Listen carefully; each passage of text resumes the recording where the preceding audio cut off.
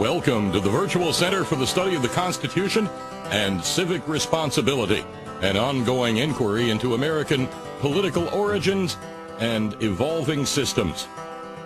The Executive Director of the Virtual Center is Dr. Bill O'Brien. He is also your host for this conversation. Here he is now, Dr. Bill O'Brien. Good afternoon. Thank you, Bob Kincaid, and good afternoon, everyone. Welcome to this Tuesday edition of the Virtual Center for the Study of the Constitution and Civic Responsibility. As a comment, before we even begin the program, I think civic responsibility is going to kind of be on the table today, isn't it? It is a pleasure to be with you, as it always is. I thank you for your willingness to give up a portion of your time, of your valuable time, of your day to our program. If you were listening live, welcome.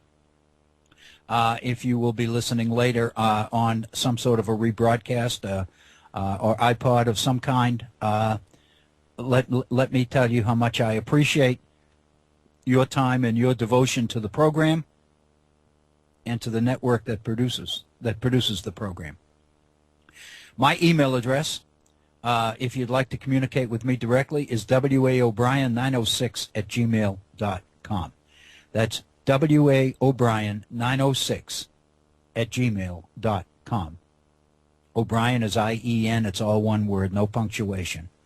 And I've been hearing, in fact, I spent the better part of an hour this afternoon looking at emails. I had obligations this morning. I teach a senior citizens class on Tuesday mornings, and then I chair a Rotary meeting beginning at 11:30, and so I didn't get back to my computer until close to 2 p.m. today, and I found all these emails, and so it took me better than an hour to go through some of these emails. I thank you so very much, and of course, many of you are sending me links to other things, and I'm trying my best to keep up with them. It's really interesting. I kind of thought that as I reached this point in my life, I would be reading less, and I found myself reading more, and I'm loving every bit of it. So I have many of you to thank for that. Let me mention a couple of things that before we get into today's program. What I would like to do today is finish an examination or review of the 11 amendments proposed in his book, Liberty Amendments, by Mark Levin. I think we've been through 6 or 7, and I don't like to leave the door ajar, so to speak. Since we have covered it, I want to make sure that we indeed do cover it. I think you will find some of the later emails in his list both predictable, but at the same time a little bit unnerving. I guess that's the best way that I could say. I had, as I mentioned, I had my senior citizens class on Tuesday mornings, and I brought my Kindle in with me this morning, and I made them aware, and I gave them the background of because there we had talked about the article that we looked at last week here that appeared in the New York Times on the 5th of October, which talked about the big money and how tens of millions of dollars from various groups are funding this whole shutdown and are funding the crisis over the debt ceiling and all the rest of it.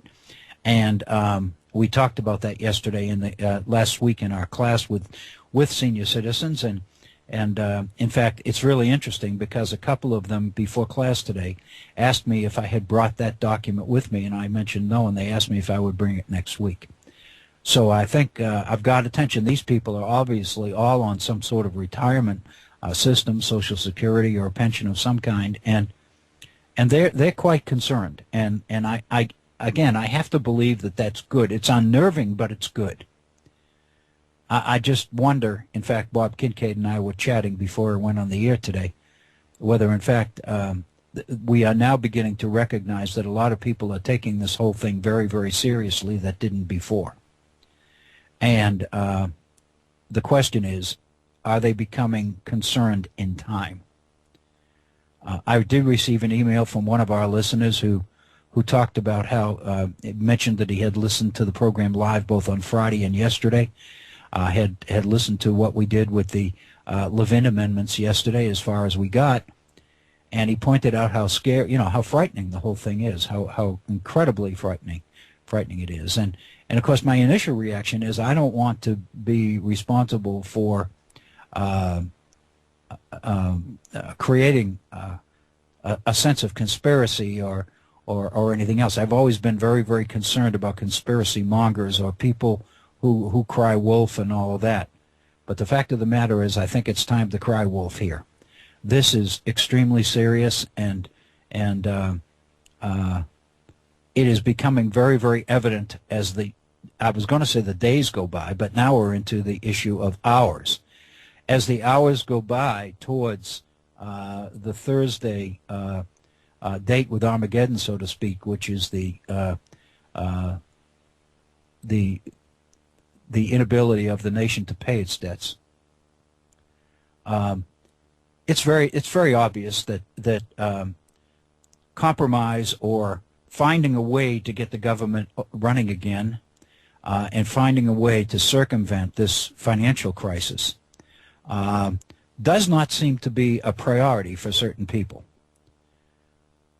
If indeed that is true, then what we are talking about here are people who are hell-bent on bringing the nation to this point.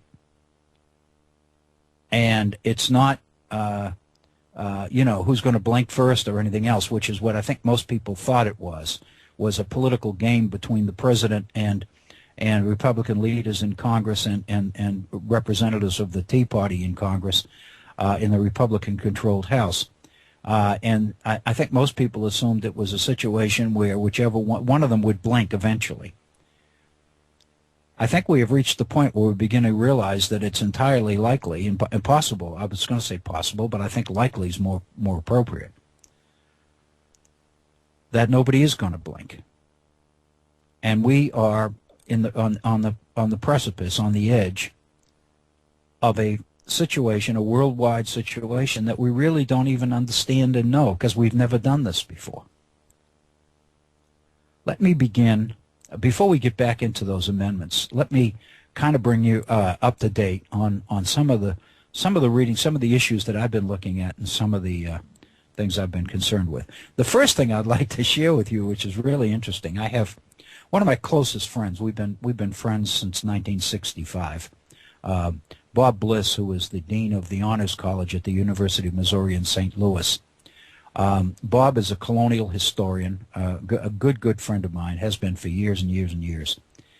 And as dean of the Honors College, Bob adopted a policy a few years ago of every day on the bulletin board at the Honors College before the students come in, Bob would put up he called them Bob's Bits, which are historical things that happened on that day throughout history. So it's almost like a calendar, day by day, but it goes back primarily into the past. And and I don't remember exactly what prompted this, but several months ago, Bob began to send these to me. He put me on his mailing list, and I absolutely love them because so many of them I wasn't familiar with. And I finally asked him about 3 or 4 weeks ago, and I said, Bob, where do you find the time to do this?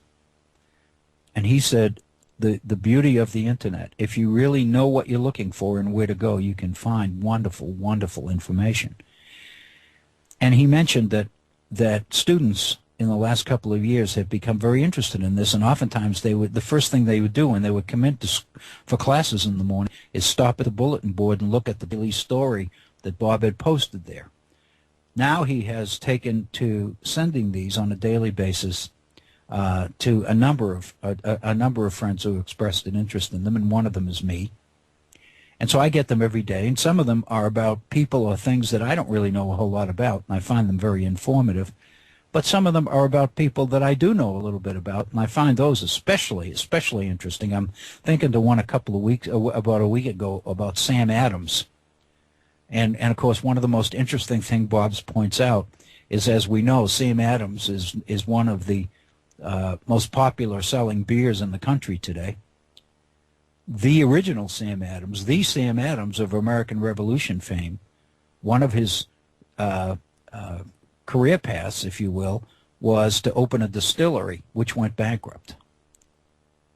And it's kind of ironic that now Sam Adams is the distillery, if you will, of note in the country. But let me share. This is what Bob sent me yesterday, and it fits so well into the situation that we're in right now.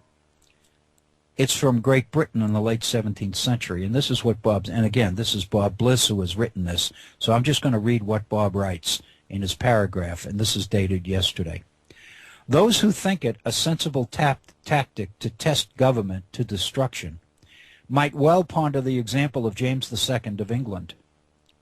James Stuart, born October 14th, 1633, first watched his father, Charles I, test England to destruction, lose his head in 1649 as a result, and then did it himself.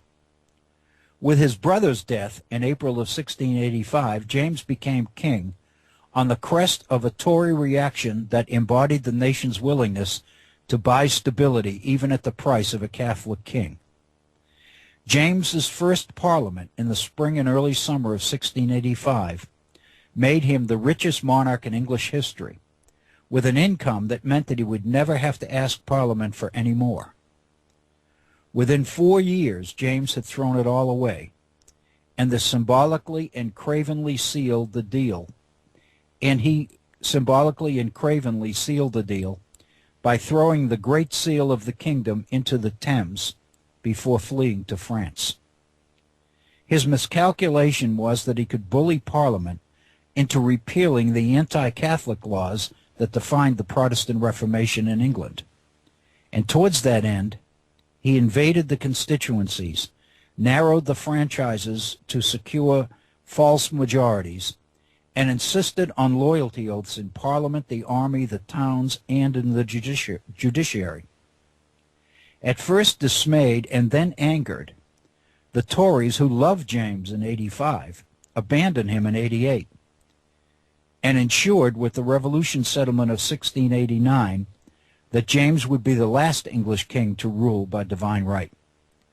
His daughter Mary and his nephew William came to the throne by contract, governed by consent, and played party politics as an art of the possible. What he points out is that James had it all. He had power, he had money, he had a parliament that he controlled, and he had the best wishes of the people of England who were looking for a way towards stability. And in 3 years, from 85 to 88, he threw it all away by trying to manipulate and use the system against his enemies. His goal, because he was a Catholic, was to get Parliament to repeal the anti-Catholic laws which really constituted the Protestant Reformation in England. And in order to do that, he invaded constituencies, he narrowed the franchises to secure false majorities. In other words, he limited the number of people who could vote by finding ways to keep certain people from voting, so that the result would be that he would be in the majority. The people that supported him would become the majority. And he insisted on loyalty oaths within Parliament, in the army, in the towns, and in the courts. In other words, he was manipulating the system to suit his own political ends. Obviously, Bob's point, when he introduces this by saying, those who think it sensible to test government to destruction might well ponder this example of James II in England. Bob's thinking the same as I am, and the reason I'm sharing this with you is because that's exactly what we're seeing today. But I would suggest to you that we're in something equally controversial. It is more and more evident that we are not dealing with people who are testing the system. We are dealing with people who are hell-bent to change it, to conform to their own political agendas and their own political desires. And they are willing to risk God knows what to achieve their ends. I really believe that that's what we're dealing with. And I think the Thursday deadline is something that all of us need to be aware of. In looking at the New York Times at 2 o'clock this afternoon, I pulled this off the internet. It was dated London at 1:50 today, New York Times. So this is 2 hours old. And it's an article from London in the New York Times entitled "Thinking the Unthinkable in the City of London." And basically what the article deals with is the financial community in London as they watch what's happening or not happening in Washington, D.C. And this is, again, just a couple of hours old. Dateline London. Like many people, professional investors here, London, do not really think that the United States will default on its debt. But even if it did, what could they do? Many see the outcome as a sort of financial nuclear winter, or at least a cliff, and have little inkling of what's on the other side. Luke Bartholomew, an investment analyst at Aberdeen Asset Management, summed up the sentiment in London. Quote, "We haven't done anything to hedge our global government bond fund portfolio for an explicit default because, A, we think the chances of default are still small, and B, the consequences would probably be so systemic and devastating it would be very difficult to hedge anyway," he said. So in other words, what he's saying is we really haven't done anything because what we could do is going to be meaningless in light of what might happen if this thing happens. So all we can do is hope that it doesn't happen. And this next paragraph I want to share with you, and I've got a comment to make on this because I think this is very, very revealing. His views, Bartholomew's, largely reflected those shared by a number of money managers interviewed over the past week in London, Europe's financial nerve center.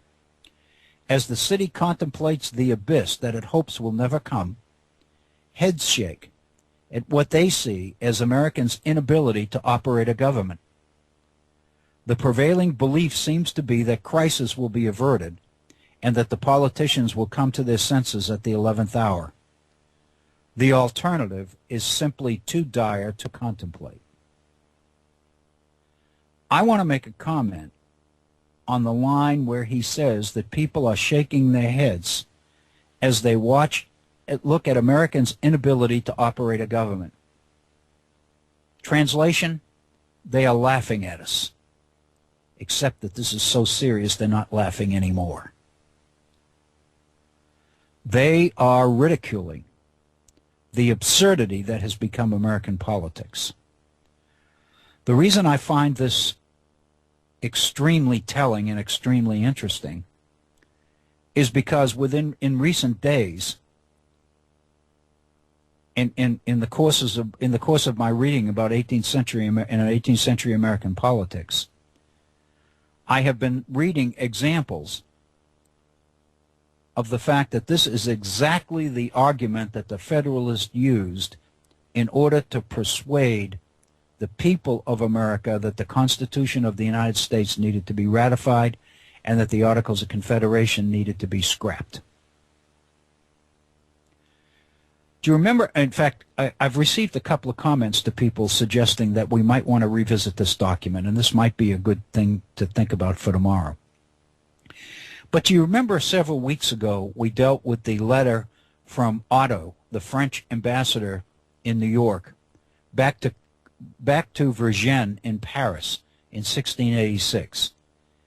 And what Otto was reporting was the political context surrounding the Annapolis Convention, which had met in September of 1786 in Annapolis, Maryland. And out of that convention, which only 5 states attended, you may remember, came a call for the Constitutional Convention in May of the next year for the express purpose of revising the Articles of Confederation. Up until this point in time, the Federalists had tried to couch the convening of a conference, of a Congress, a convention, by focusing on commercial issues.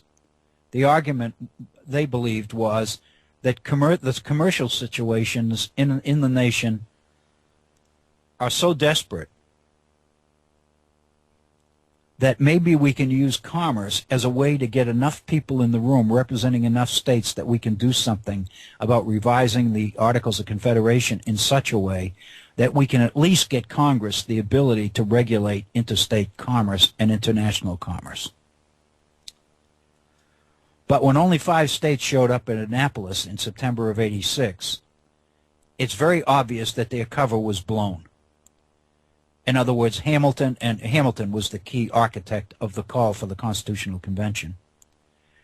They knew that to couch this effort to get people into the same, around the table, so to speak, in commercial terms was not working. In fact, in 1785, the Massachusetts legislature had asked its delegates in Congress, and again, this is Congress under the Articles of Confederation, to do what they could do to initiate a call for a convention to revise the Articles of Confederation. And the delegates, the Massachusetts delegates, refused to do it. And what they wrote back to Boston, to their legislative bosses, if you will, was that there is rumor around that there is a cabal of people who are engaged in a plot to strengthen the central government by taking away the Republican government we have and replacing it with a super strong central government which will be fully in control. And so therefore, this is not the time for us to be calling a convention, because the rumors are that that's exactly what the plot, what the architects, the people involved in this strategy are looking to do. So right now is not a good time. And of course, it's the same recognition that there is this effort afoot to strengthen the central government that keeps a lot of states from attending the Annapolis Convention later in September of 1786. And one of the things that I find most revealing is the state of Maryland refuses to send delegates to the Annapolis Convention when the convention is meeting in the same building as the Maryland legislature.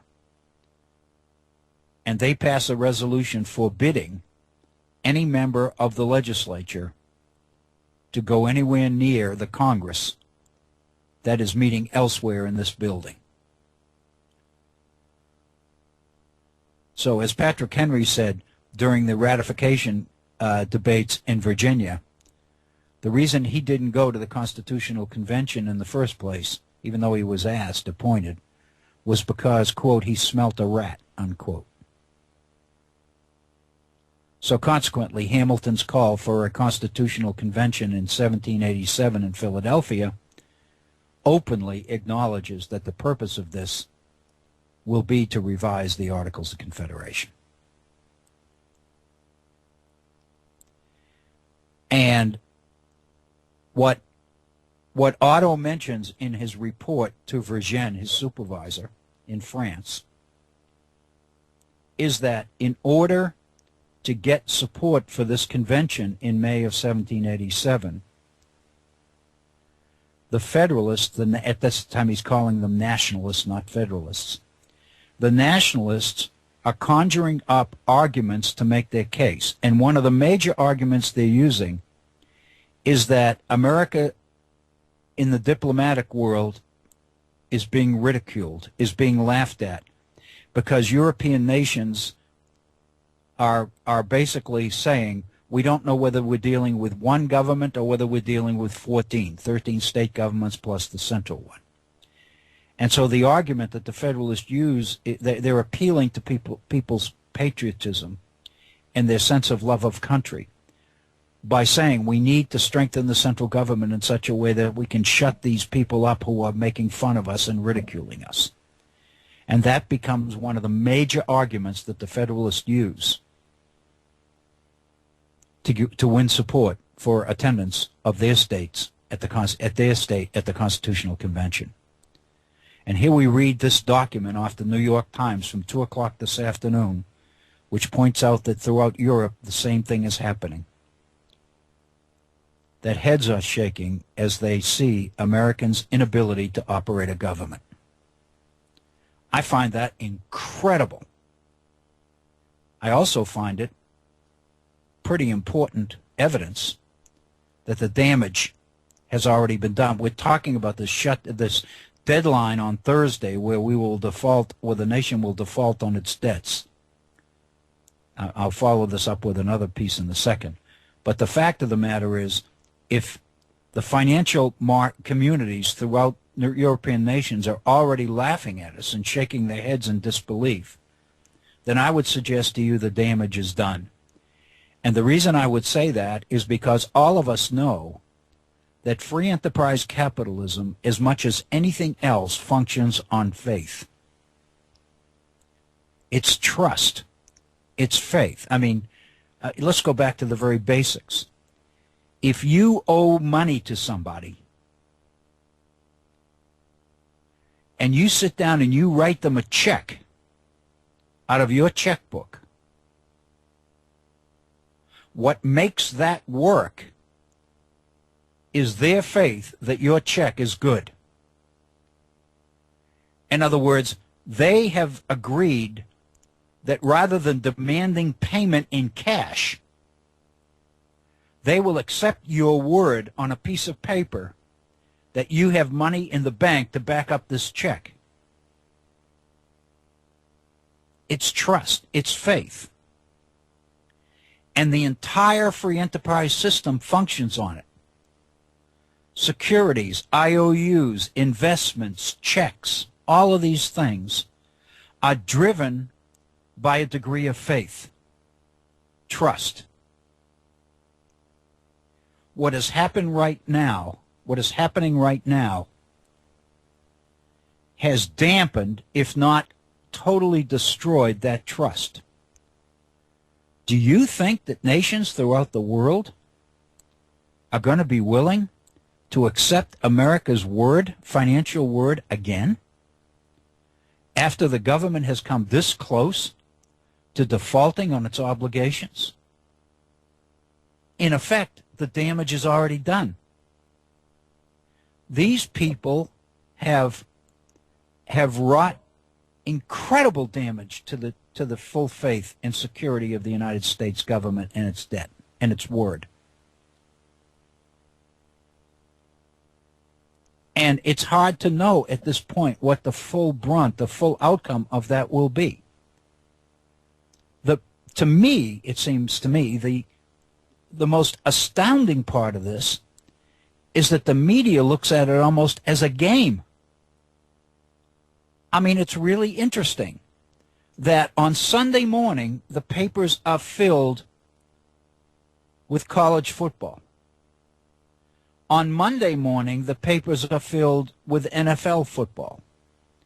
On Tuesday morning, the papers are filled with Monday night NFL football.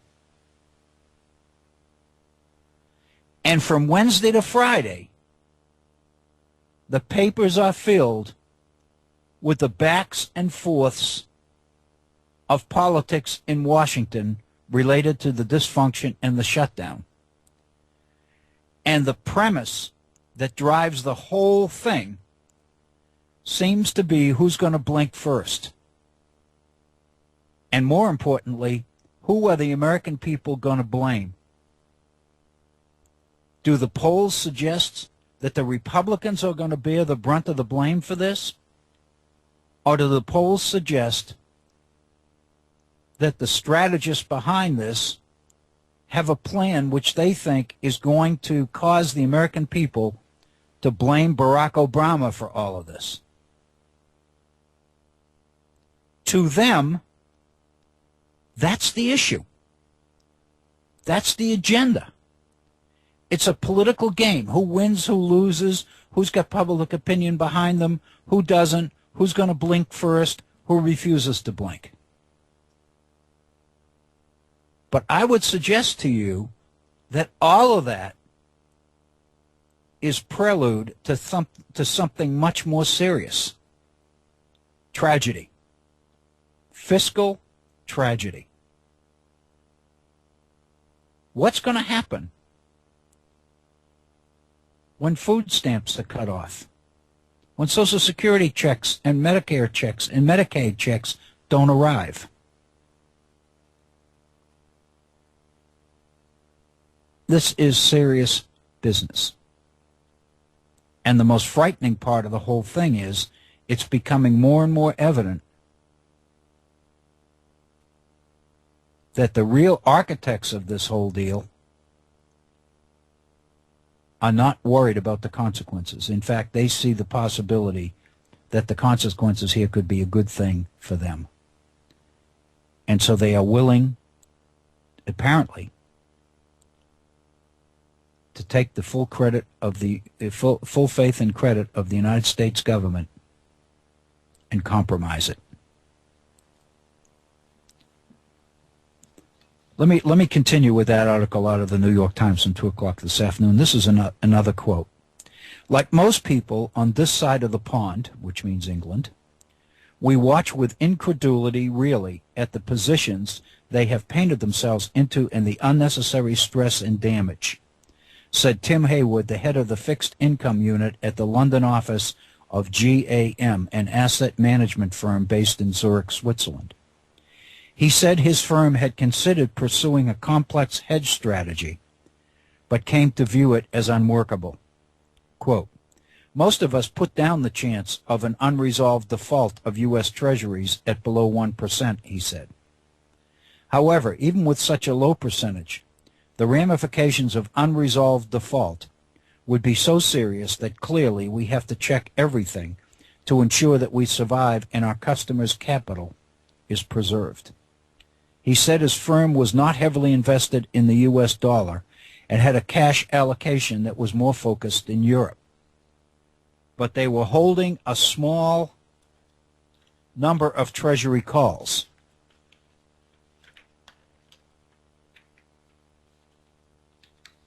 Or options contracts that give them the right to buy U.S. Treasury bonds, which he conceded sounds completely counterintuitive. It may be that the risk-free asset does reemerge as being U.S. Treasuries after a calamity, he says. For Johann Müller, the chief economist at Deutsche Asset and Wealth Management, a unit of Deutsche Bank, quote, the possibility of a default is seen as very, very low. So we thought about a risk case and formulated a risk scenario. But the probability is a symbolic one, he added. I don't think by and large the market is anticipating a technical default. Nobody believes that this will happen.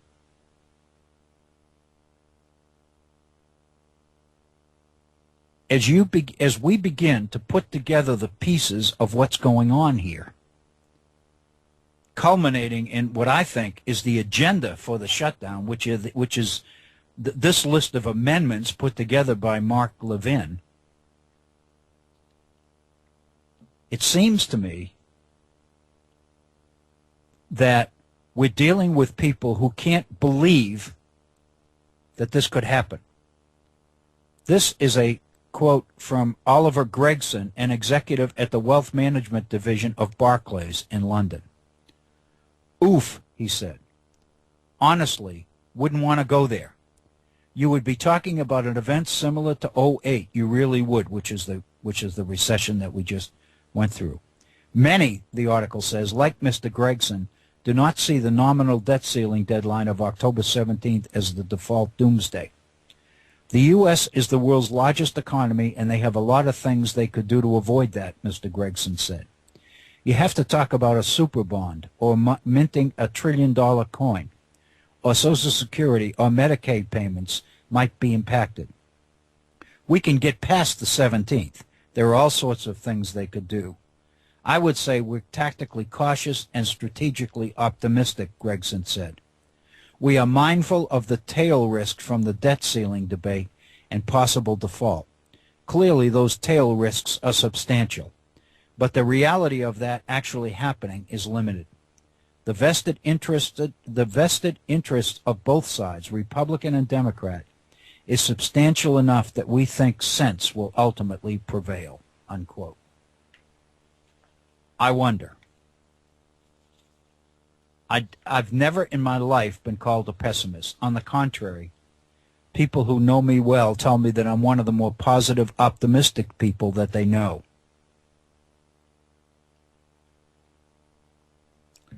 But my optimism is fading fast. And after I got the letter from the emailer from Jack this morning about how serious this sounds, we're looking at something resembling the destruction of the government of the United States as we know it. My first reaction is, oh, I don't want to be a fearmonger. I don't want to get all people all stirred up because I still believe in my heart that it can happen. But the closer it gets, the more I'm becoming convinced that it can happen. And this is a little bit off track in terms of where we're going, where we are, or where we're going.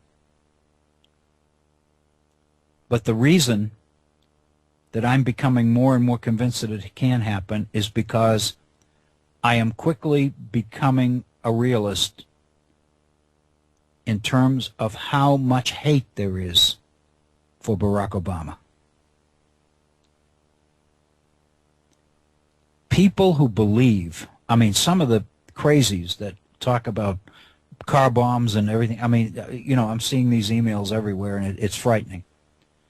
And while you have to admit that they're crazies, the fact of the matter is this situation is enabling the crazies to come out from undercover. And I think that's extremely important.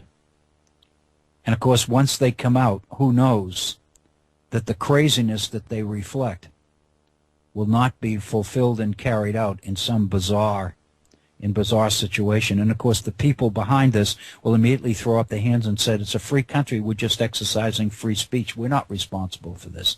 In other words, we'll go back to the old argument that we heard at the time of Newtown, that the people who created an environment which produced, that potentially produced something like that, caused something like that to happen, tried to avoid or abandon their connection, all responsibility for this. In other words, the argument is, I can say anything I want about anybody I want or anything that I want to talk about at any time, and whatever happens as a result of that is not my fault. And I would suggest to you that we are right on the edge of watching some of that come to fruition. Let me share, before we go back into Mark Levin's amendments, let me share with you an article from yesterday from Reuters. This is an article that our friend Bob Kincaid sent me, forwarded, and said, you really probably want to look at this before you go on the air today. And I did, because it looks very important. And of course, let me preface this by saying a lot of this incorporates or includes financial language and financial insider talk that I'm not privy to. I mean, I have to acknowledge that the depth of understanding that I have in this, I've struggled mightily to try to understand some of this, especially if I'm presenting it here at the virtual center, because I think it's related. If there's anything that's related to our Constitution, this is it, an effort to undo it and change it. Or, as Mark Levin said in the subtitle to his book, The Liberty Amendments, restoring the Constitution. The implication being, with the use of restore, that somehow it's been lost. We'll get to that in a second. But this article from Reuters is written by Felix Salmon, and the title of it is that the default has already begun. In other words, so much damage has already been done that we're kind of deluding ourselves to think that we still have all of this time to fix it by Thursday. The Thursday as being the deadline, if you will, is kind of artificial, because much of the changes and many of the preparations for a default are already beginning to happen. And Salmon says, and this I'm quoting him here, the big question in Washington this week, he says, is whether, in the words of the New York Times, we're going to see, quote, a legislative failure and an economic catastrophe that could ripple through financial markets, foreign capitals, corporate boardrooms, state budget offices, and the bank accounts of everyday investors, unquote. Think about it. I mean, that's what the New York Times says. That the potential of this speaks to, quote, and I've got to repeat this because it's amazing, speaks to, quote, a legislative failure and an economic catastrophe that could ripple through financial markets, foreign capitals, corporate boardrooms, state budget offices, and the bank accounts of everyday investors. Salman says, in this conception, I have subscribed to it just as much as anybody else. The sequester is bad. The shutdown is worse. The default associating with hitting the debt ceiling is so catastrophic as to be unthinkable. That's what Felix Salman says in Reuters. And then he goes on and says that this frame of reference, this approach that he's using is a useful one, not least for the politicians in Washington who seem to have become inured to the suffering caused by the shutdown and downright blasé about the negative consequences of the sequester. He's across the pond, but he's got his finger on the pulse of what's happening in this country. How much have we heard about the fact that the disaster predicted with the sequester is not happening? It's not visible. You know, the nation, you know, the sky hasn't fallen as a result of the sequester. Neither has the sky fallen because of the shutdown. For some people it has, but for the society as a whole it has not. Consequently, what he sees happening is that Washington seems to have become inured. Inured means numb, not taking it seriously, to the suffering that's already happened as a result of the showdown and the sequester. Then he points out the severity of where we are right now. Both of these could last more or less indefinitely were it not for the debt ceiling, which is helpfully providing a hard and fast deadline.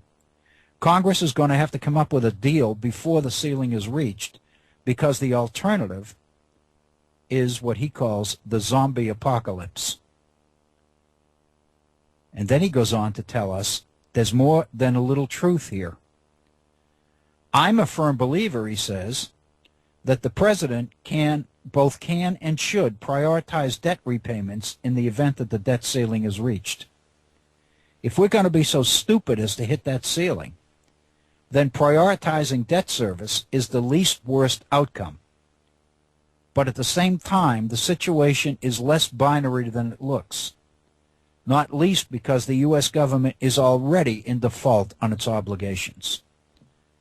In other words, we have allowed ourselves to come so close to this debt ceiling that in many ways it's already begun. We've already happened. It's already happened. He said, this is where it gets a little technical, and I ask you to bear with me. The best way to look at this, I think, he says, is that there's a spectrum of default severities. In other words, there are degrees of seriousness to the default. At one end, you have the outright repudiation of sovereign debt, a la Ecuador in 2008. At the other end, you have the sequester, which involves telling a large number of government employees that the resources which were promised them will not in fact arrive. Both of these involve the government going back on its promises. But some promises are far more binding and far more important than others. So what we're talking about here are different levels or different degrees of going back on your word or your commitments or your contract. Violating a promise. Violating a promise takes faith and trust and puts them right in the middle of the arena, right in the middle of the table. They are on the table. If government is abandoning or violating its promise to people, and it's doing that in the layoff, in the shutdown, because when people took jobs, they were promised income, and now government is backtracking on its ability to pay them. So in a sense, the employer's obligation to the employee has been severed, has been terminated, has been compromised, has been violated. If you see faith and trust as a key ingredient, as the glue that holds the whole international economic system together, then we've already crossed the line in the sand. We've crossed the red line. Remember Netanyahu's red line in terms of Iran? We crossed it. Right now, the author says, Salman says, with the shutdown, we've already reached the point at which the government is breaking very important promises indeed. We promised to pay hundreds of thousands of government employees a certain amount on certain dates in return for their honest work. We've broken that promise. Indeed, by Treasury's own definition, it's reasonable to say that we've already defaulted. To the people who believed they were going to get a check and then didn't, we defaulted. Surely, by any sensible conception, the salaries of government employees constitute legal obligations of the United States government, which is straight out of the Constitution.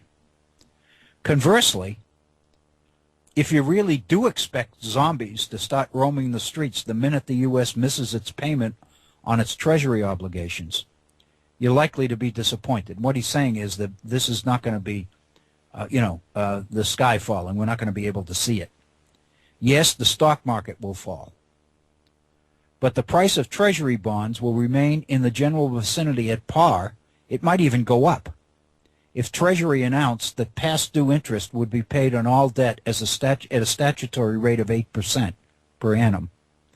In other words, if the government promised people that because of the deficit of the default on our obligations, the government is going to make good on its Treasury bonds, plus it's going to pay the 8% annual interest that goes with them, then the fact of the matter is, even with a default, the going price of Treasury bonds might actually go up in the short term. Treasury bonds remain the world's flight to quality trade, and the expected recovery on all defaulted Treasury obligations would be 100 cents on the dollar or more. So in other words, we probably wouldn't see the damage, at least initially. The harm done to the global financial system by a Treasury debt default would not be caused by cash losses to bond investors. This is not where it's going to happen. If you needed that interest payment, you could always just sell your Treasury bill instead for an amount extremely close to the total principal and interest due. So defaulting on Treasury bonds is not really where the real damage is going to happen. Because if people needed, the Treasury needed the money or needed the interest, they could have just turned around and sold those at any time they wanted to and reap their profit. So this isn't where the danger is. Rather, the real harm done would be a function of the way in which the Treasury market is the risk-free Vaseline which greases the entire financial system. Here's the key. The real harm would be a function of the way in which the Treasury market is the risk-free Vaseline which greases the entire financial system. If Treasury payments can't be trusted entirely, then not only do all risk instruments need to be repriced, but so does the most basic counterparty risk of all.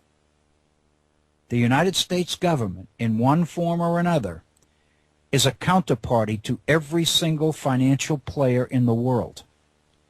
Its payments have to be certain, or else the whole house of cards risks collapse. Starting with the multi-trillion-dollar interest rate derivatives market and moving rapidly from there. In other words, what's being compromised here is not the dollar value of Treasury bonds.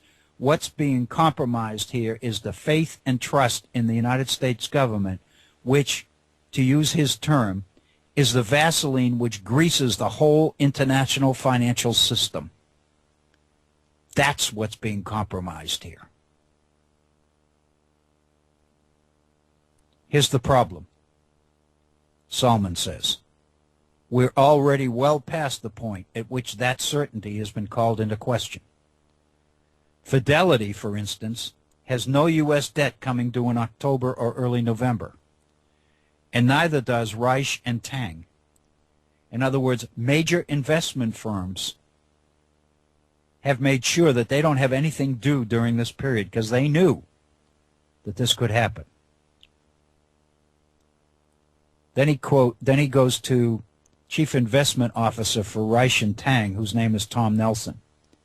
And he said, while he doesn't believe that the U.S. will default, Tom Nelson, Chief Investment Officer at Reich and Tang, which oversees $35 billion, including $17 billion in money market funds, said that the firm isn't holding any U.S. securities that pay interest at the end of October through mid-November, because if a fault does take place, we'd be criticized for stepping in front of that train. In other words, they have already shed their risk by making sure that they don't have any treasuries that come due during this period for the next several weeks. They've covered their bets, so to speak. The author goes on. The Vaseline, in other words, already has some sand in it. The global faith in U.S. institutions has already been undermined. The mechanism by which catastrophe would arise has already been set into motion. And as a result, economic growth in both the United States and the rest of the world will be lower than it should be now. Unemployment will be higher. Social unrest will be more destructive. These things aren't as bad now as they would be if we actually get to the point of payment default. But even a payment default wouldn't cause mass overnight failures. The catastrophe would be slower and nastier than that, less visible, less spectacular. We're not talking about the final scene in Fight Club here, he said. We're talking about another global credit crisis, where credit means trust, and trust means trust in the U.S. government as the one institution which cannot fail, unquote. So, in essence, we've already passed that.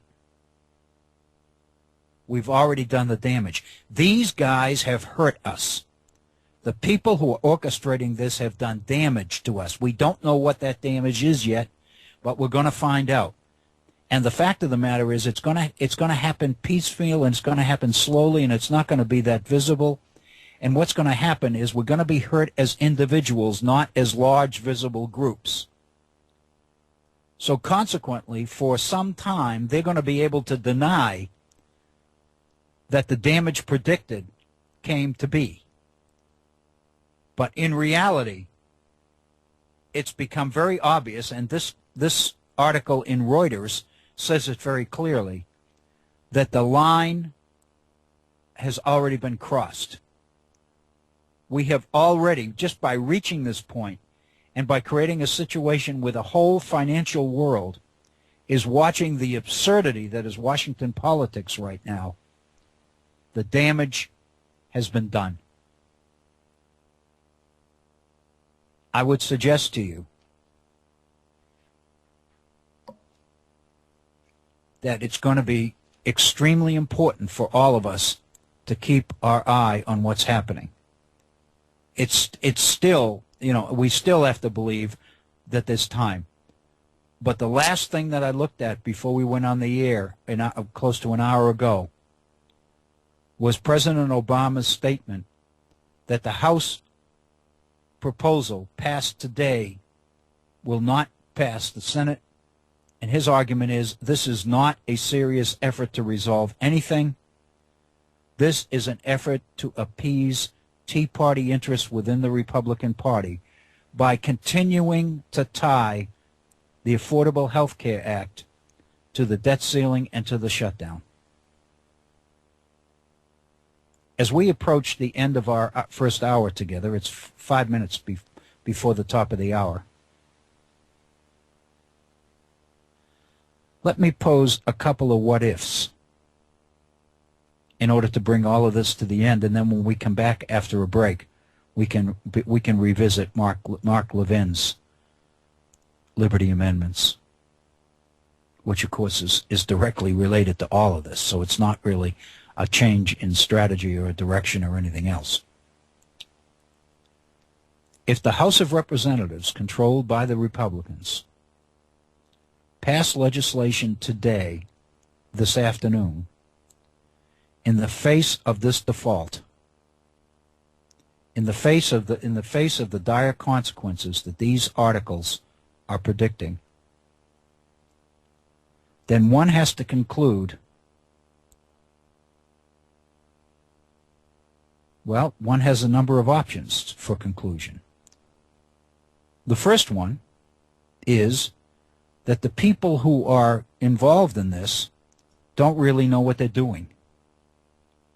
They don't really understand the full ramifications of what they're doing. They're playing with dynamite, with a ticking time bomb economically, if you will, and they don't know it or they don't realize it. That's one possibility. The other possibility is that they do recognize it. They do know it. They know exactly what they're doing, which suggests that where we seem to be going is where they want to take us, which would effectively mean that they're pinning their entire future on their ability to convince the American people that Barack Obama did this.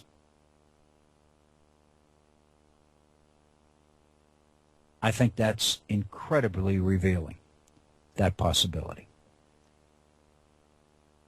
Either way, whether they understand or they don't, the outcome promises to be somewhat the same. There's a third issue here that I'd ask you to think about, and it's the Affordable Care Act, health care, known popularly as Obamacare. If these people, in the face of these dire circumstances, continue to propose legislation which links the Affordable Care Act to the debt ceiling and to the shutdown, then it seems to suggest that the Obama health care program to these people is what it's all about. They are telling us something by continuing to insist that a law which was passed 4 years ago and was ruled constitutional by the Supreme Court last year still be brought up for negotiation. And the fact that they are insisting on this suggests that this is the reason, this is what causes them to get up in the morning. This, to them, is the issue. I would suggest, I believe, I don't like to say this, but I suggest that it's not health care per se, it's Obama's health care plan that's the issue. Or to put it another way, it's President Obama. If that's true, there seems to be common sense to that, then the only thing that President Obama could do in order to pull the plug and find a way to solve this would be to resign.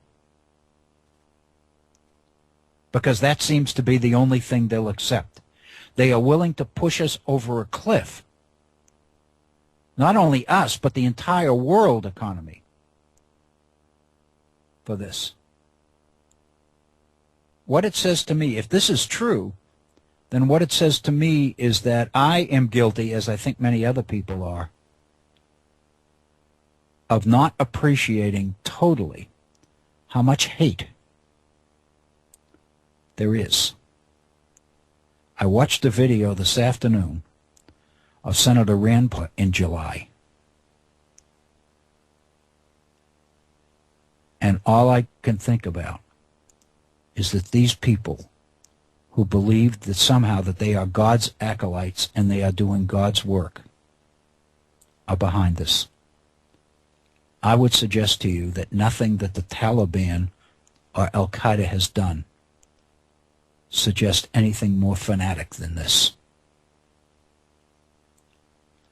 We're at the top of the hour. We're going to pause and take a break, 5 minutes. Then we'll come back and we'll kind of pick up again. This time we'll look at Mark Levin's Liberty Amendments. We'll spend a few moments going over the ones that we covered yesterday, and then we'll look at the last 4 or 5 that we didn't get to yesterday. And we'll ultimately, again, these amendments, I would suggest to you, are the agenda. If all the planets lined up in order, if everything worked the way these guys wanted, these people wanted, if they were successful in getting a constitutional convention and the entire Constitution of the United States is on the table, this is what they would do. I think this agenda is incredibly important. Please stay with us. We'll be right back.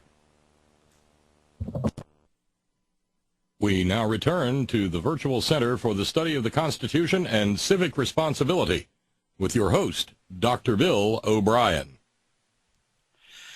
This is Bill O'Brien. Thank you for staying with us. If you've been with us throughout today's entire program here at the Virtual Center. If you are just joining us, welcome to our program. We spent the first hour, for those of you just joining us, looking at the kind of world sitting on the edge, waiting to see what happens with Thursday's deadline on the debt ceiling, so to speak. And I pointed out, one of the things I pointed out was the latest I saw on the internet just before we went on the air an hour ago was that the president was rejecting the latest proposal coming out of the Republican-controlled House of Representatives. It again included the Affordable Care Act as being the compromise piece that was kind of the sine qua non of any kind of an agreement that might be reached between the parties and the two houses of the legislature on the debt ceiling and on the shutdown. So in a sense, at least as of now, according to the president, the drama continues to go on. I was taken with the music we were listening during the break. I kind of expected something out of a medieval Gregorian chant of some sort. It seems more to fit the mood, does it not? But anyway, it is a pleasure to be with you, as I said at the beginning an hour ago, and I want to thank those of you who stayed with us because that says an awful lot. My email address is waobrien906@gmail.com. That's waobrien, I-E-N, 906@gmail.com. It seems like we're pretty much ready to return to a look at Mark Levin's Liberty Amendments, restoring the American constitutional system. I focus on the word restoring, which is in the subtitle of his book, because the implication of the word restore is that we are returning or we are recovering something that we have allowed ourselves to lose. The implications of the word restore are that we are going back to the Constitution as it was originally drafted by the founders. But in the context of review of some of the things that we did yesterday, I would suggest to you that that's not quite true, that the idea of returning to the idea of the ideas of the founders. Repealing the 17th Amendment, which is the Second Amendment proposed by Mark Levin, which would return the selection of the Senate to state legislatures rather than senators being elected by the people, which became a constitutional amendment, the 17th Amendment, in, I believe, 1913. I believe that was the date of that amendment. It was during the Progressive period, prior to World War I. And it was like turning the power of things over to the people as well was very consistent with the progressive priorities, if you will, of controlling trust, controlling self-interested interests, but with more democracy. The assumption was that the way you deal with a challenge to democracy is with more democracy, not less. And so the idea is that instead of having politicians in state legislatures make some sort of deal as to who the two senators from that state are going to be, you would turn the choice of senators over to the people, just as the people are allowed to vote for members of the House of Representatives as well. So that is very consistent, returning to the Constitution as it was originally written as far as the election of senators is concerned, is very consistent with the use of the word restore in the subtitle of Mark Levin's book.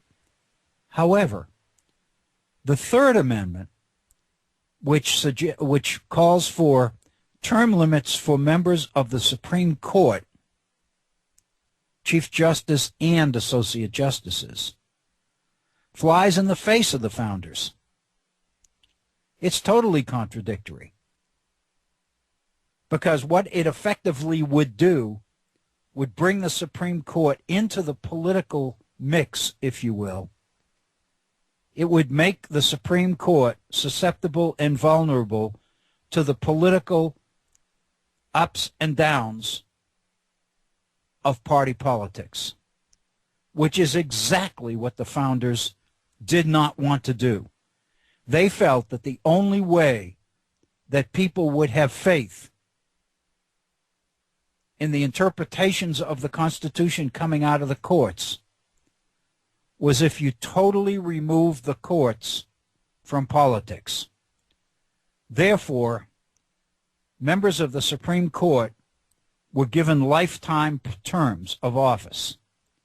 The argument would being that if they didn't have to run for re-election and didn't have to appeal to an electorate on a regular basis, they would be much more willing to do their job honestly and without fear of popular retaliation for what they might do. In a sense, then, just looking at the Second and Third Amendments that Mark Levin proposes suggests a conclusion which I think is very, very clear. These people are willing to use the founders when it suits them, when it fits their agenda. But when the founders don't fit their agenda, they are more than willing to jettison the founders in deference to their own political and ideological priorities. So when it suits them, they will return the Constitution to its original form. But when it doesn't suit them, they will change it. I would suggest to you that what that does then is speak to the hypocrisy and the inconsistency, outright hypocrisy of these people in dealing with the founders. It speaks to something that we've talked about over and over again here in a number of different contexts. And that is the extent to which some of these people are driven by ideology, and the Constitution does not become an end. It's merely a means that they are willing to use and manipulate as it suits them to achieve their own political agenda. I think that's very important to realize. In other words, what I'm suggesting here is this contradiction in and of itself, this one contradiction, the willingness to bring the courts into the political game, suggests the hypocrisy and the insincerity of the whole movement. But let me suggest something else, because it speaks to something even more significant. And that is that those proposals take into consideration the political realities of today's world. This is part review. These people have effectively and successfully gerrymandered congressional districts in enough states that they have literally guaranteed a significant number of safe districts where the candidates, primarily Tea Party candidates, are no longer responsible to the electorate. Not because they have done anything to the candidates, but they have manipulated the electorate in such a way by gerrymandering the districts that there's a real breakdown between the elected official, the congressman, if you will, and the people and interests that that representative is representing. Even more to the point, by doing that, by gerrymandering districts, and then selecting candidates with no political experience and no political background. I'm struck, and I'm lost for the name, but the representative of the Tea Party from North Carolina that I've seen referenced in a number of pieces I've read recently, who's a pharmacist, never run for political office before, no political baggage, nothing on which for an opponent to run against him. What that means is these people have been selected to represent gerrymandered districts because they will take orders. They have no baggage. They have no ideological property of their own, so to speak. They stand for nothing except what the architects of this whole movement stand for. Therefore, they will be acolytes, they will be puppets, and they will vote as told. More to the point, they will vote consistently by locking arms.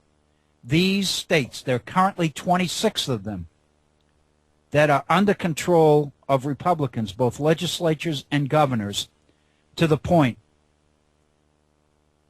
that they have rejected participation in the affordable health care program, in Obamacare, so to speak, which means that they are functioning in lockstep.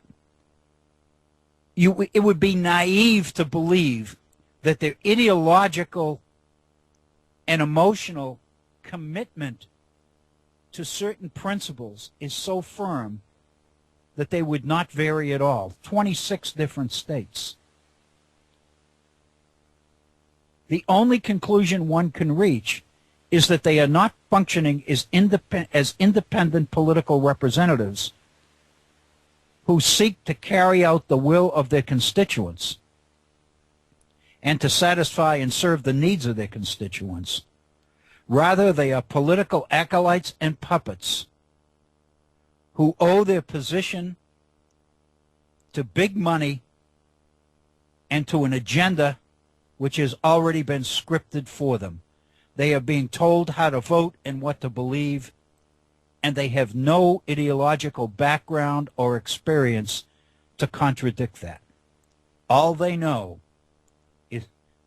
is what they're being told. That's the political reality of the state legislatures that Mark Levin wants to turn over control of the United States Senate and the Supreme Court of the United States to. That's the return to the will of the founders. I beg to differ. More specifically, we talked about the First Amendment, which was term limits for members of the House. The second one is an amendment to restore the Senate by repealing the 17th Amendment, but there's more. The second section excuse me, the fourth section of the Second Amendment proposed by Mark Levin reads as follows.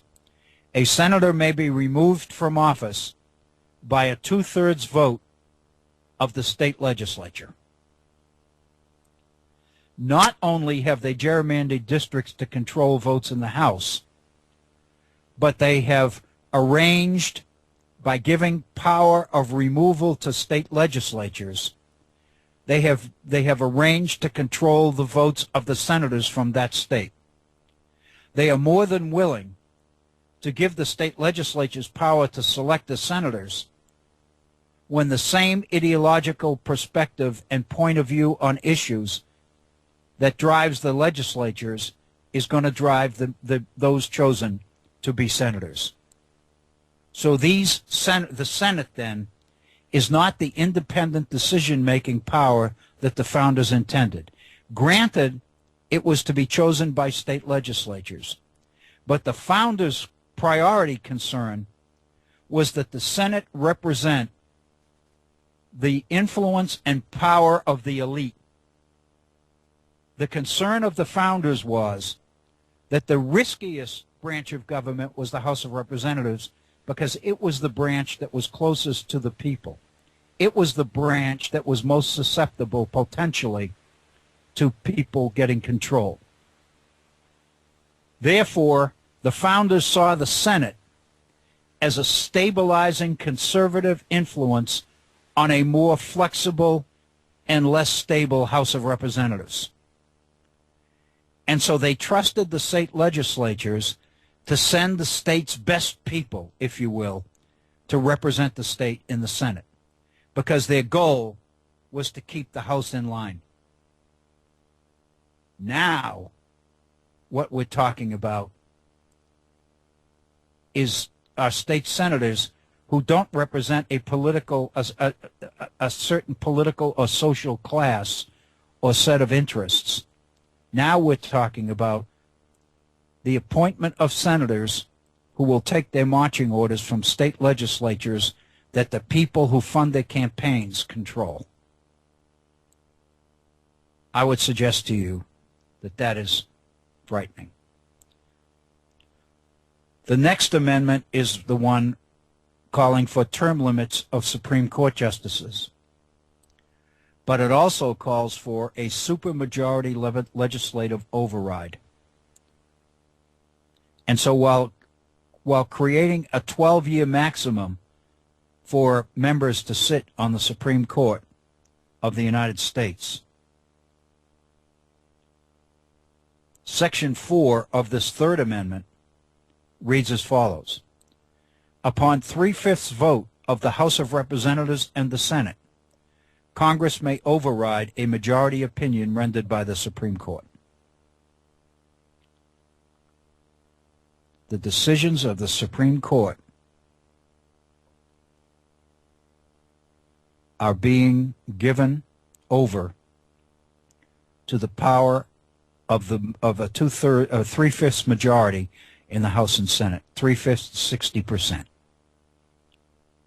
That's the supermajority that we hear all the time related to the filibuster issue. Basically, 60% of the members of the House and members of the Senate can override an opinion of the Supreme Court, which renders the Supreme Court inert, inconsequential. Also, Section 5 of this amendment says that the congressional override in Section 4, the one we just read, is not subject to presidential veto and shall not be the subject of litigation or review in any federal or state court. Nobody can take this to court. Nobody can do anything about it. If 2/3 of both houses override a particular decision, then that's it. Think of the Supreme Court decisions over the years that people who are ideologically inclined this way want to overturn. Separation of church and state, prayer in the schools, et cetera, et cetera, et cetera. But it goes even further than that. Two-thirds, a 60% vote in the House and Senate of the United States can override a Supreme Court decision, but so also can a 3/5 vote within state legislatures. When upon 3/5 vote of the several state legislatures, 3/5 of the states, 60% of 50 states, the states may override a majority opinion of the Supreme Court. So the court decision is not only vulnerable to the political branches of the national government, but it is also vulnerable to the state legislatures. And this override is not to be subject to review or litigation or veto by the President or Congress or interference by anybody else. Effectively, this amendment voids the role of the courts. Basically, what we have, ironically, is something resembling a return to the Articles of Confederation where all power was in the legislative branch. If you remember, under the Confederation, there was no president. There was a council of revision made up of members of the legislature. But all power was concentrated in the legislative branch of government. That's the model that these amendments would take us back to. The difference is that the legislative branch of government would not be an independently functioning body because these legislatures, these state legislatures, would be controlled by the groups of people who are funding or kicking in the money to get them elected. And again, I call your attention to Citizens United, the Supreme Court case in 2010, where the Roberts Court, the court headed by Chief Justice John Roberts, basically gave corporations the right to put unlimited funds into political campaigns under the First Amendment commitment to free speech. So all of this needs to be put together because it's all part of a big package. The next two amendments are on spending and taxing. And the one on spending relates to the budget and controls, numerical controls on the budget. One of the Section 2 of this amendment, for example, says that if Congress doesn't pass a budget and the President doesn't sign one in time, which is by March of the fiscal year to begin the next October, then automatically the budget reverts to the previous year's budget, but includes a 5% across-the-board reduction in expenditures. In other words, if these people don't pass the budget that meets muster, they will pay for it. Also, this amendment suggests in spending that Congress cannot spend more than its receipts for that fiscal year. Congress can only spend at less than it takes in. Deficit spending is no more.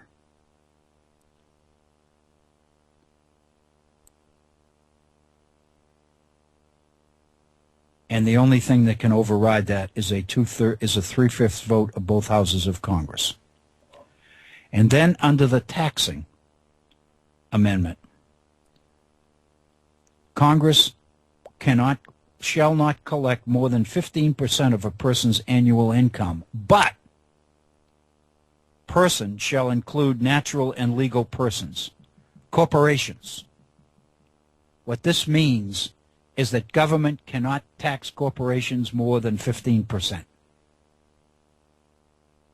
And of course, from last year's election, we know that Mitt Romney already was in under that deadline. His taxes the previous year We're at 13.9%. And then there are other provisions to this.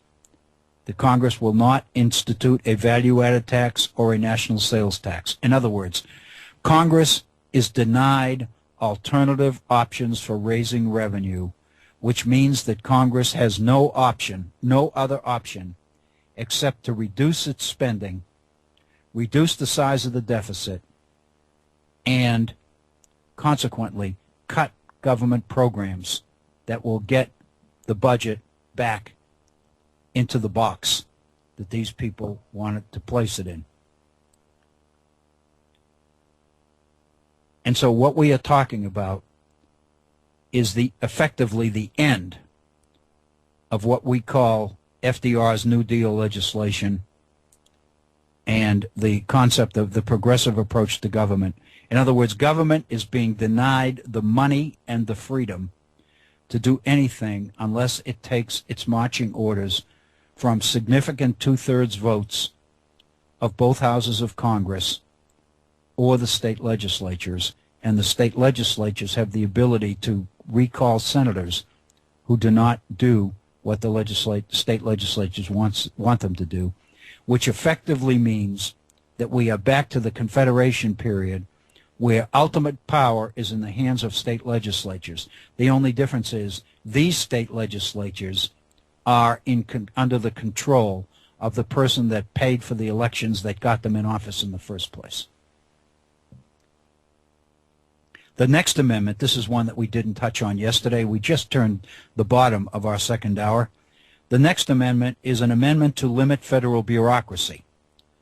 All federal departments, Section 1, and agencies shall expire if said departments and agencies are not individually reauthorized in standalone reauthorization bills every 3 years by a majority vote of the House and Senate. What that means is that every government agency must be refunded every 3 years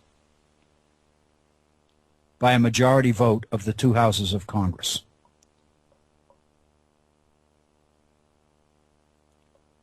All executive branch regulations exceeding an economic burden of $100 million as determined jointly by the Government Accountability Office and the Congressional Budget Office shall be submitted to a permanent joint committee of Congress, hereafter the Congressional Delegation Oversight Committee, for review. The President's ability to conduct independent spending is over. There will be a permanent committee that will review everything that the President wants to spend for expenses exceeding $100 million. In other words, any program that the President wants to undertake will be subject to congressional review.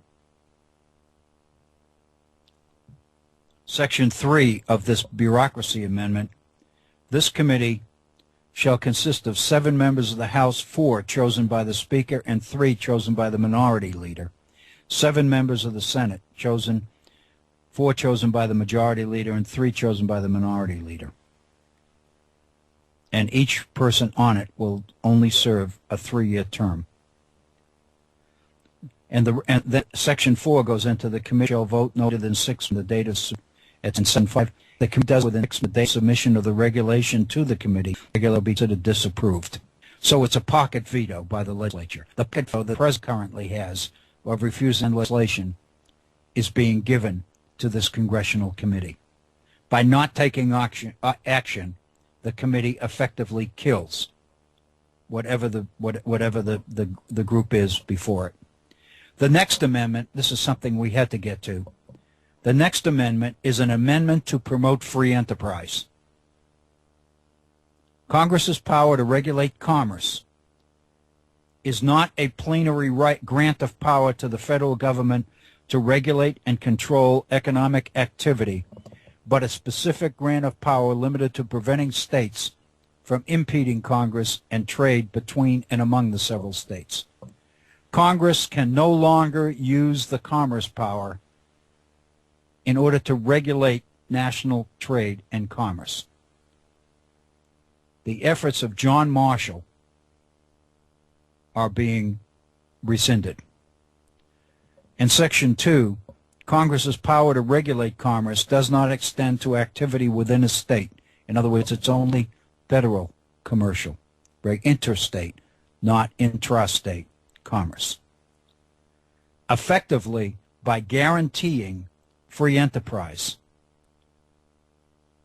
an amendment to promote free enterprise, this amendment would do is exactly what Justice Oliver Wendell Holmes said was happening at the time of Lochner versus New York. A group of, at that time, Justice Holmes said, a majority of the court was imposing an economic philosophy on the Constitution of the United States. What this amendment does is impose an economic philosophy on the Constitution of the United States by committing it to promoting free enterprise. Obviously, the next stage, once that went into effect, would be to begin to look at agencies and programs to see whether, in fact, they were consistent with the philosophy of free enterprise that only these people know. The next amendment is consistent with the Free Enterprise Amendment. This is an amendment to protect private property, and it addresses the issue of what we call the seizure of property by eminent domain and the need to compensate the property owner, the original property owner, appropriately. The next amendment is an amendment to grant the states authority to directly amend the Constitution. This effectively emasculates Article 5 of the Constitution, which spells out the way that the founders wanted the Constitution to be amended. This gives the states direct power to amend the Constitution of the United States. Once again, we are not going back to the founders. We are confounding the will of the founders in the interests of a political agenda. And one has to assume an ideological agenda as well. Section 1 of this private property amendment, Section 1 of this amendment to grant the states authority to amend the Constitution. The state legislatures, whenever 2/3 shall deem it necessary, may adopt amendments to the Constitution. Notice, the Constitution of the United States says 2/3 of the states can propose an amendment, but only 3/4 of them can ratify it. In other words, it takes 3/4 of the states to ratify an amendment. They are reducing it to 2/3. They know that they will never get control of 3/4 of the state legislatures, but they're coming woefully close to control of 2/3 of them. The second section of this amendment, on the states amending the Constitution. Each state legislature adopting said amendments must adopt amendments identical in subject and wording to the other state legislatures. In other words, this is not open season for state legislatures to draft their own amendments. There will be one amendment which will be exactly the same, and when 2/3 of the state legislatures approve it, it becomes part of the Constitution of the United States, which suggests some central organizing management entity. So again, the states have the power to amend the Constitution, but where are the amendments going to come from? They're not going to come from the states independently. They all have to be, the amendments have to be the same for every state legislature, which means that there needs to be some central organization or body that's going to propose the amendment to the state legislatures. And that body is controlled by the group of people who are putting up the money right now in this political initiative. Section 3, a 6-year time limit is placed on the adoption of an amendment. starting from the date said amendment is adopted by the first state legislature. Once it's adopted by a state legislature, then there's a time limit of 6 years. Currently, I believe the time limit is 10 years. Each state legislature adopting said amendment shall provide an exact copy of the adopted amendment, along with an affidavit signed and dated by the Speaker of the state legislature, to the Archivist of the United States within 15 calendar days of its adoption. Upon adoption of an amendment, this is Section 4, a state legislature may not rescind the amendment or modify it during the 6-year period in which the amendment is under consideration. If you want to change it, you have to propose another amendment. And then finally, an amendment to grant the state's authority to check Congress. This is the ultimate in returning of power to state legislatures. Section 1, there shall be a minimum of 30 days between the engrossing of a bill or resolution, including amendments, and its final passage by both houses of Congress. During the engrossment period, the bill or resolution shall be placed on the public record, and there shall be no changes to the final bill or resolution. Once states adopt it, Congress only has 30 days to approve it. It can't sit there and refuse to bring these things to a vote. So the idea of the Congress that we are so used to now, Congress which does nothing, is not going to be an issue here. This Congress is going to do what it's supposed to do because this Congress is not in control of its own agenda. The state legislatures are. Section 2. Section 1 may be overridden by 2/3 vote of the members of each House of Congress.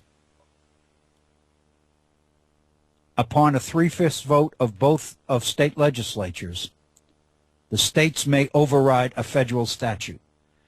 The states can change any federal law they want if they can get 3/5 of the state legislatures to go along. They can rescind tax laws. They can rescind agency laws. They can basically change any law. This means that the states are in power. But be aware, these are not independent states. They are states who are already under the power of somebody else. Section 4. Upon 3/5 vote of the state legislatures, the states may override executive branch regulations exceeding an economic burden of $100 million after said regulations have been finally approved by the Congressional Delegation Oversight Committee. So what that means is that the state legislatures will have the right to override laws passed by Congress. They will also have the right to override decisions made by the President of the United States. This gives new meaning to states' rights.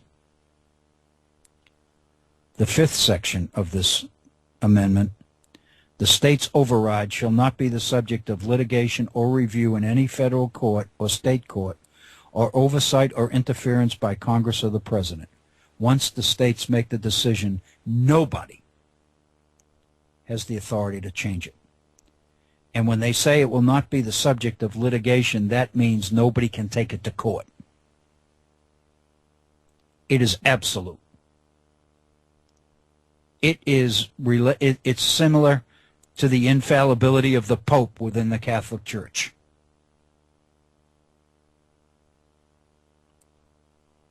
And then it gives a time limit of 24 months that the state's override authority will be active.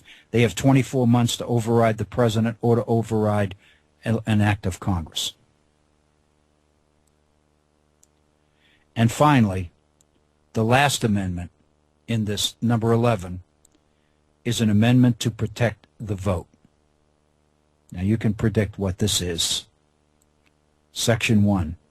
Citizens in every state, territory, and District of Columbia shall produce valid photographic identification documents demonstrating evidence of their citizenship issued by the state government for the state in which the voter resides, as a prerequisite for registering to vote and voting in any primary or general election for president, vice president, and members of Congress. This is obviously designed to limit the size of the electorate. This is going to obviously negatively impact certain people. Senior citizens who don't have driver's licenses, for example, and on and on and on. Section 2.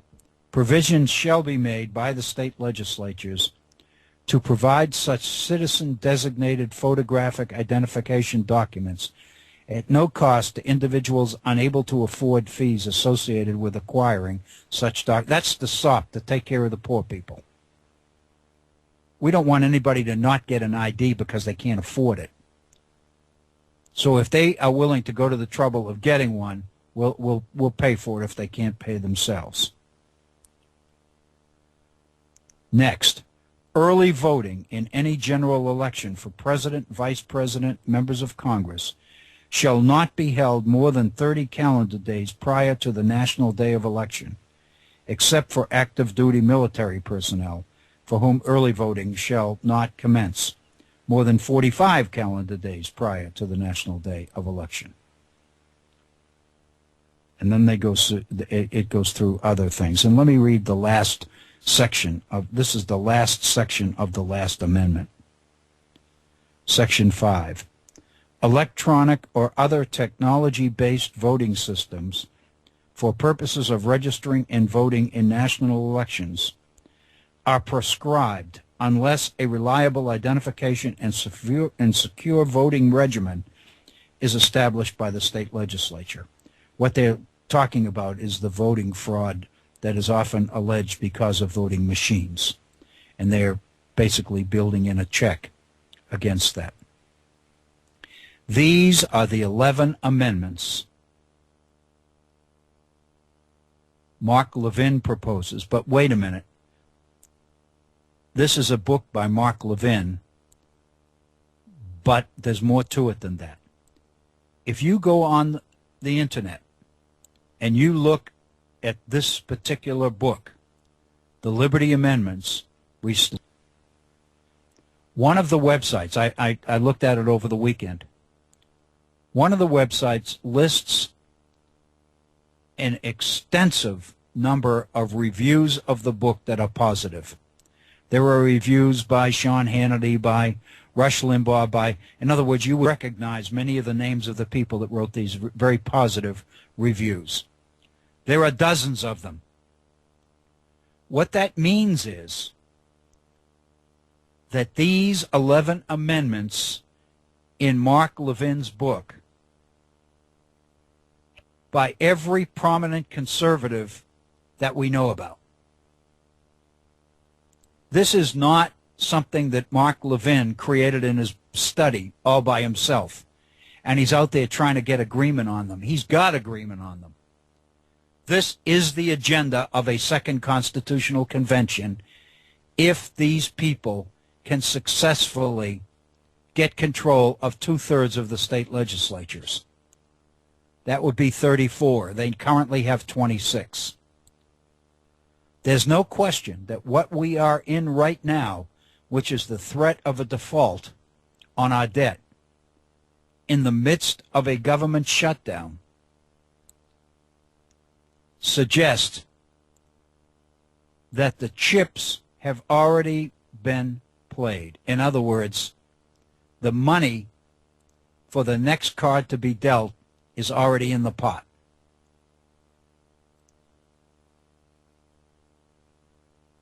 What this means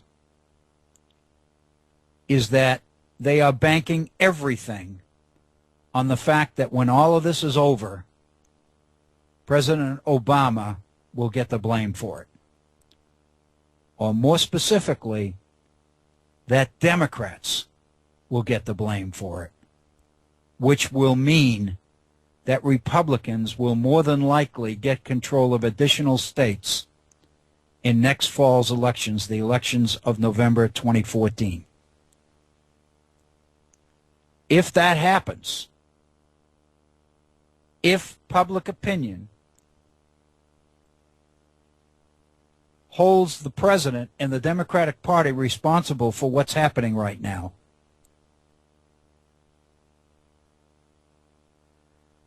then these people have to pick up 8 states, and they have the 2/3 of the states necessary to call a constitutional convention and put these 11 amendments on the table.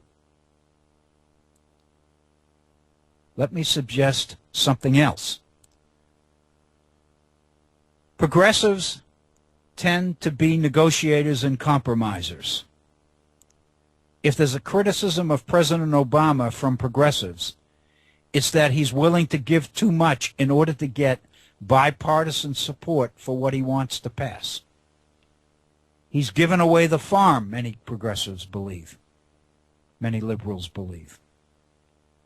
And the fear is, now in the next 48 hours, that he'll give away even more.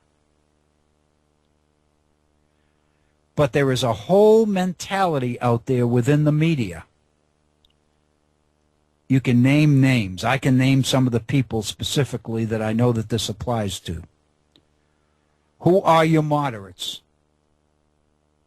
Those who are basically willing to say, when it comes to the shutdown or the sequester or the debt limit issue, a pox on both parties' houses.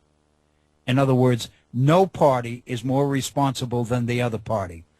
Both parties are equally responsible for this. If that happens, these people win. The only way that they can lose is if the general public opinion, clearly without equivocation, blames the Republicans for this. Anything less than that is a victory for them. And what that means is their opportunity to pick up additional states is still alive. Don't forget, they are raising tens of hundreds of millions of dollars to conduct this next campaign. There's going to be money pouring into every local election. Here in West Virginia, for example, the daughter of a former Republican governor who actually served time in jail, Arch Moore, is one of West Virginia's 3 elected representatives to Congress, Shirley Moore Capito. She is the Republican candidate for the Senate in the next election. She has agreed to run on the Republican ticket for the seat being vacated by Senator John D. Rockefeller, who is retiring from the Senate. Already, there's every evidence that millions of dollars in Republican out-of-state money are going to be poured into this campaign because a victory by Sheila Moore Capito in West Virginia is one more senator in the Republican column. And clearly, they want to get the supermajority in the Senate, which will be 60 votes. And so they want to win this election. The Democrats have a fairly worthy candidate running for the seat as well, Natalie Tennant, who was the Secretary of State here in West Virginia. Very popular, very good political record. So Democrats nationally are going to be pouring money into West Virginia as well in order to secure the election of Natalie Tennant. But the point I'm making is that already the plans are there for incredible amounts of out-of-state money to be poured into this state for this election. I think that this agenda by Mark Levin, these 11 amendments, suggest to me an agenda for the next election which makes the fall elections of 2014, the off-year elections, absolutely critical. If the president trips up, if the implementation of the Affordable Health Care Act is a disaster, if the problems with the website that people are being asked to use in order to access the exchanges for purchasing health care, if these websites don't work, if people try 2 or 3 times and then throw up their hands and give up and say, the heck with it, I don't have health care now, I'll go without it again. If this happens, then this is going to affect the fall elections next fall negatively from the Democrats' point of view. The Democrats can't afford to lose too many more states.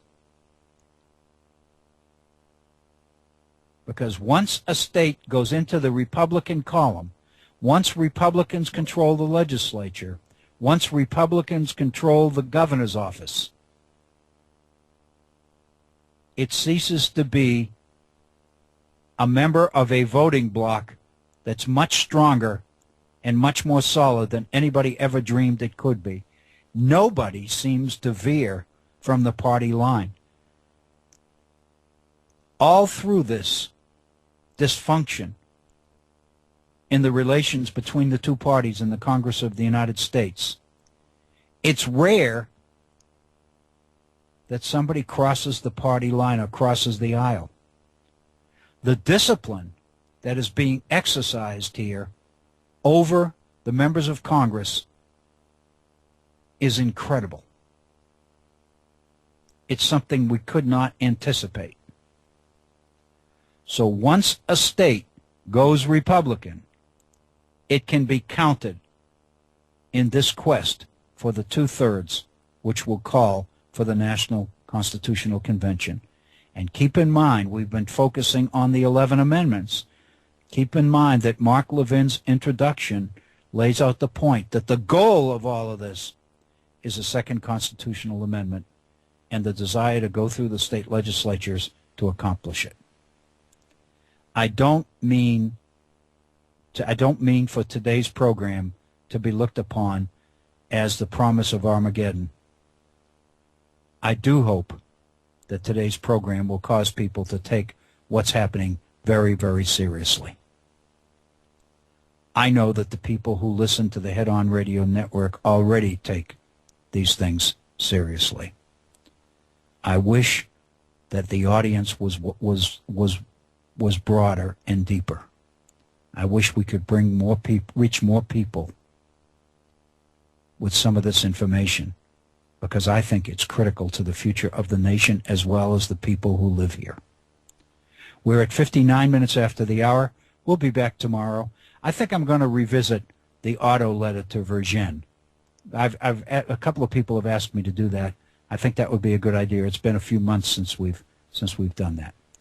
Thank you for listening. Please be safe. We want to be back, have you back with us tomorrow for the Virtual Center for the Study of the U.S. Constitution and Civic Responsibility. This is Bill O'Brien. Be safe. Thank you.